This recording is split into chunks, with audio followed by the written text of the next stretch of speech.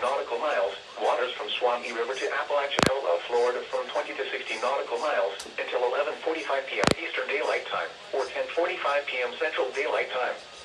At 11:09 p.m. Eastern Daylight Time or 10:09 p.m. Central Daylight Time, a line of strong thunderstorms were located along a line extending from 43 nautical miles south of South Tower to 38 nautical miles south of Okaloosa Deepwater Reef, moving southwest at 35 knots.